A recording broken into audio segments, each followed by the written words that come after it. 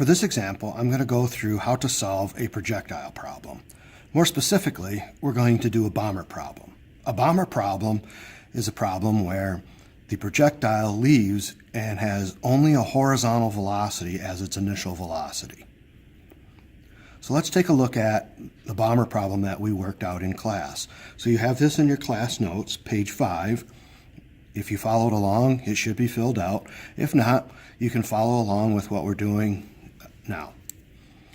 So here we go. We have a not so fortunate mountain biker is traveling 15 meters per second. Suddenly her brakes go out and she goes flying off the cliff. The cliff's 18 meters high. So we have 15 meters per second and 18 meters high. All right, so we want to know a couple things. So how far from the base of the cliff will she land? So they're asking, or I'm asking, you to find this distance. We'll call it distance in the x. Now some of the information that we have given to us is we do have distance in the y, so dy equals 18 meters.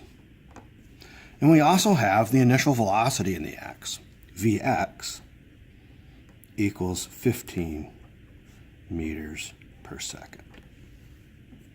Okay, so here's some information we can always put in a bomber problem. We know that the y direction, the initial velocity, is always going to be 0.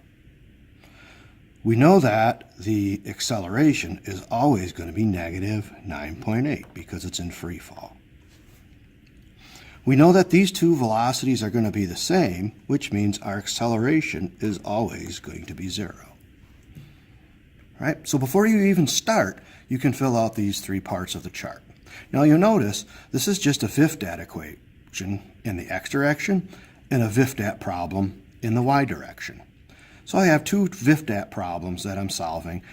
The information in the x direction cannot be used for the y, and likewise, y information cannot be used for x. The only thing these two problems have in common, though, is time. Time for both of these is going to be the same. So that's all of the information we can start with without even reading the problem. Now, let's read the problem and fill in some more information. We know that we're traveling 15 meters per second horizontally. So that's always going to be 15 and 15. And then lastly, we know the height of the cliff. So if we're 18 meters up, that means when we fall, we go down a negative 18 meters in displacement. So there we go. There's all the information that we have. So let's start.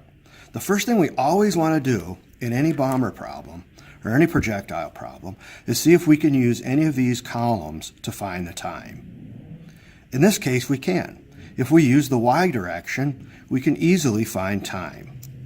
We have vi, we don't use vf, we have distance, and we have acceleration, and we're looking for time. So we don't use vf, that means we use equation 3. So equation 3 is going to distance, or I should say displacement, equals VIT plus 1/2 AT squared. Now we know that VI is 0, so that's the special case of this, where that's going to go to 0. So we're just left with displacement equals 1/2 AT squared. So let's plug in our numbers. Displacement, negative 18, equals 1/2 of negative 9.8 times time squared. All right, when I multiply my 1/2 times my 9.8, I get negative 4.9. So I get negative 18 equals negative 4.9 t squared. I divide both sides by 4.9. I'm left with 18 over 4.9. The negative signs cancel out, equals t squared. Or t squared equals 3.673. And if I take the square root of that, I get a time of 1.917 seconds. So that's how long it takes to hit the water. 2 seconds. That's pretty quick. So let's look at the next question. We're going to find dx. How far from the base of the cliff does she land? Well, we know that our time is 1.917, and our time here is 1.917. All right? So distance in the x is going to be velocity times time. How do I know that? Well, let's take a look. We could use any equation that has the information in it. So how do we find distance in the x? Well, since we have 4 variables here, we can use any equation that has distance in it. So equations 2, 3, 4, and 5 all have distance in them. Let's take a look at equation 3. So if we try doing this with equation 3, we get distance equals VIT plus 1/2 AT squared. Well, the nice thing is that acceleration is 0, so that this time, this whole term goes to 0, and we're just left with distance equals VIT. So let's do that. So distance in the x equals velocity in the x, which is 15, times time, which is 1.917.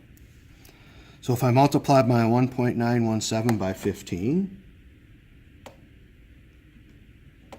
I get 28.75.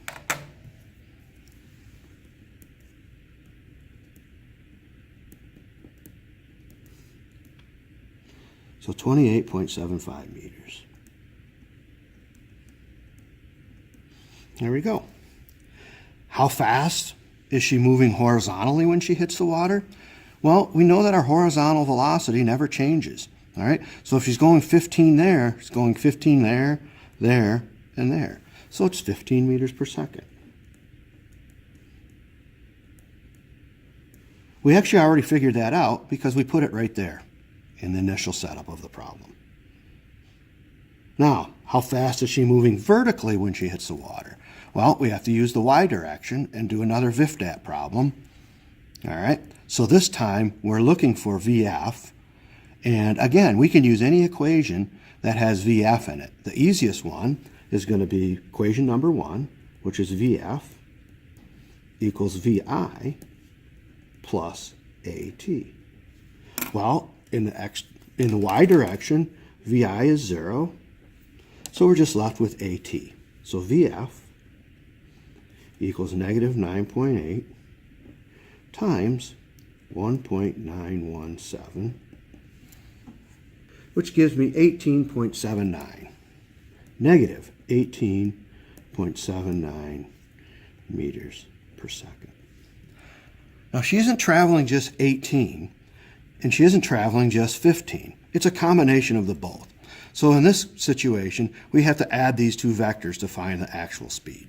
So the actual speed is 15 meters per second this way, and 18.79 this way. So our overall velocity that we're hitting the water at is this value right there. So velocity squared is going to equal Vx squared plus Vy squared. So let's put in our numbers.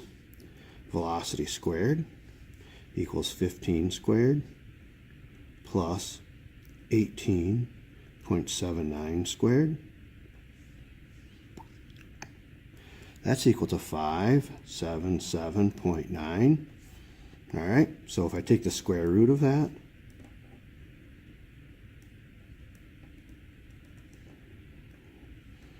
that's going to equal 24 meters per second.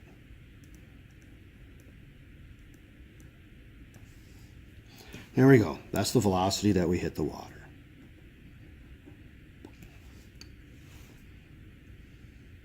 Now, to complete the problem, I should probably calculate this angle. That's not something that we're doing in this unit right now.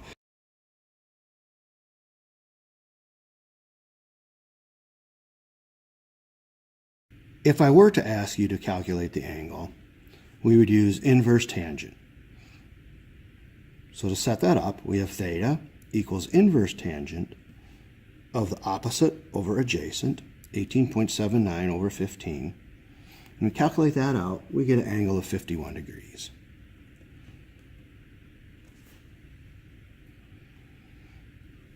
So that concludes our lesson on how to do a projectile problem, or more specifically, again, a bomber problem.